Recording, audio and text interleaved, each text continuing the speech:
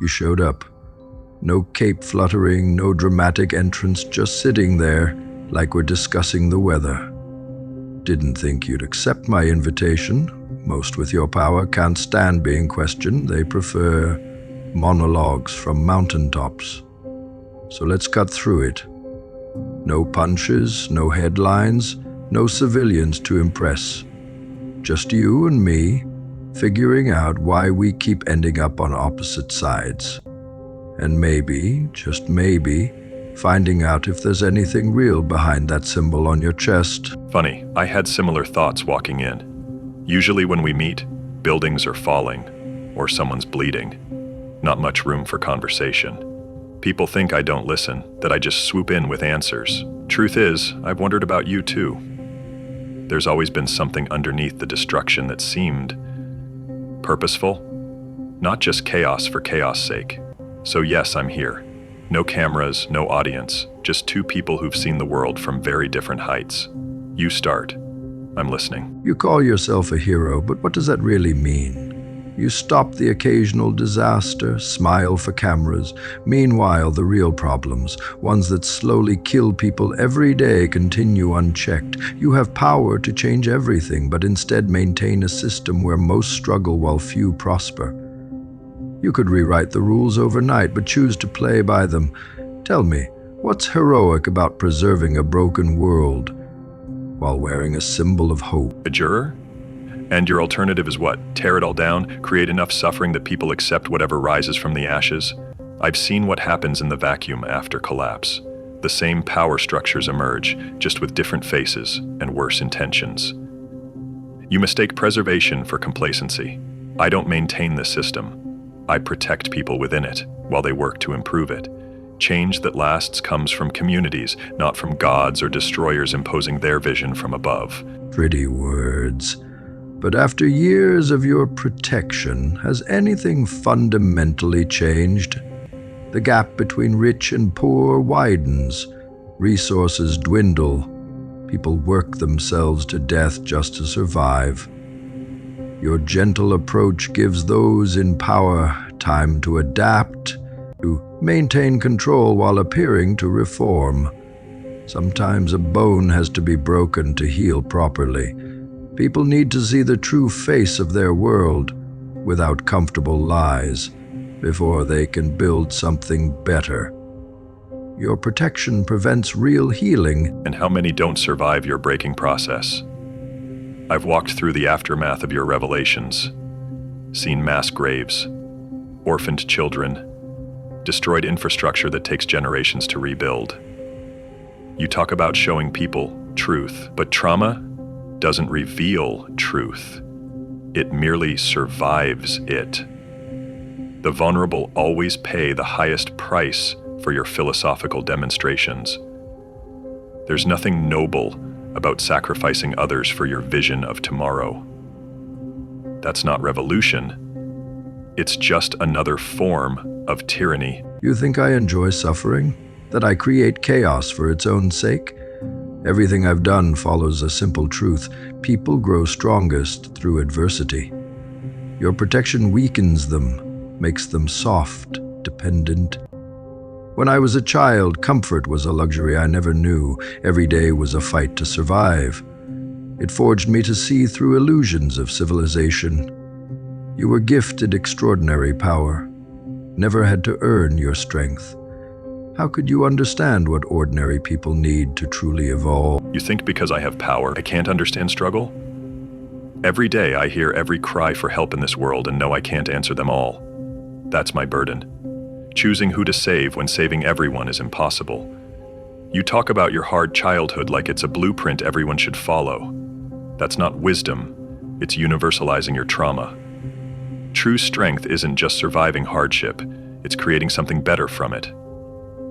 You've mistaken your pain for a philosophy everyone should live by. So, your solution is maintaining a system where people live quiet lives of desperation, where they work jobs they hate to buy things they don't need, where they're one medical bill away from ruin? You call that protection? I call it a prison with invisible bars. At least my methods wake people up, force them to question structures they've accepted, Your approach keeps them comfortable enough that they never demand real change. That's not protection, it's sedation. And deep down, you know it. The difference between us isn't that I accept the world as it is. It's that I believe change comes through building, not destroying. You're so focused on tearing down that you've never created anything lasting. Where are the communities you've improved?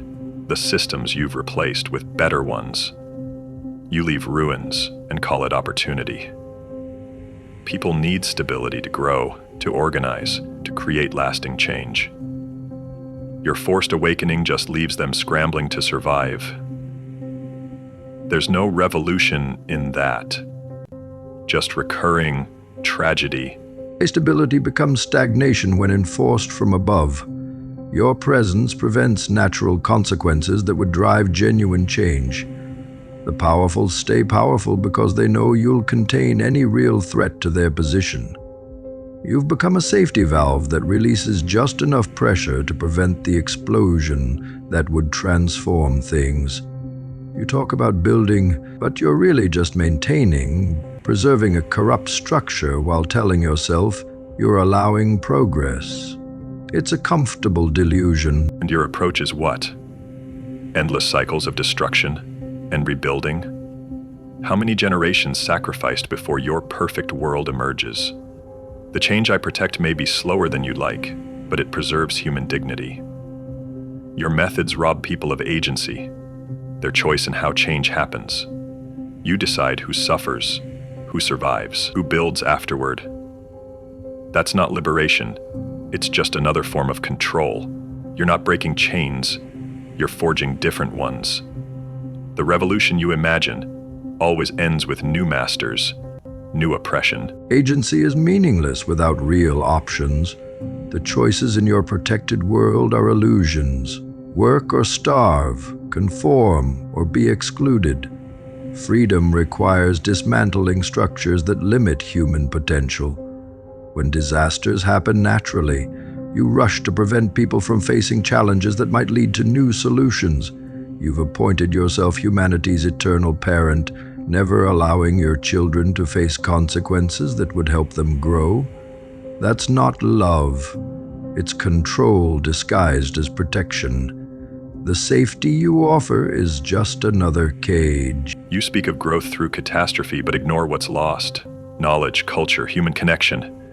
These fragile things are the first casualties of your engineered collapses. And for what? Society can restart from zero, making the same mistakes with less wisdom? Real transformation preserves what works while changing what doesn't. Your all-or-nothing approach betrays a mind that only thinks in extremes. The world isn't that simple, and neither are its solutions. Neither are people. Your path leads only to recurring ruins. What you call preserving what works looks suspiciously like preserving what benefits the already powerful. You've never watched your children starve while food rots in warehouses. Never been denied medicine because you couldn't afford it. Your gradual change means nothing to those suffering right now. Your patience is a luxury of the protected. My methods may be extreme, but they create immediate change for those the system has already failed. Your protection perpetuates their invisible suffering. You maintain their slow death. And after your immediate change, when dust settles and strong once again dominate the weak, because that's what always happens in the vacuum you create, what then? Another round of destruction? An endless cycle without progress? You claim to fight for the vulnerable, but your methods ultimately abandon them to a world without infrastructure, without stability, without protections that make survival possible for those without power. That's not liberation. It's abandonment wrapped in revolutionary rhetoric.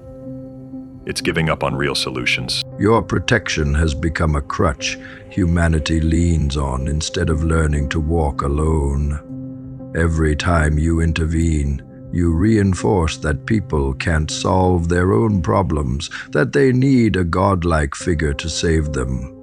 My methods may be harsh, but they force self-reliance, community building, mutual aid. When systems collapse, People rediscover cooperation outside institutional control. Your help hinders development of the very qualities humanity needs to evolve beyond its current limitations. You're their eternal ceiling. And I've confirmed what I always suspected. You're not a revolutionary. You're just a child still screaming at the world that hurt you. The difference between us isn't our power. It's that I've accepted mine as responsibility, while you use yours as revenge. Shame. In another life, you could have built something truly extraordinary instead of becoming the very thing you claim to fight. Another man telling people their suffering is for their own good,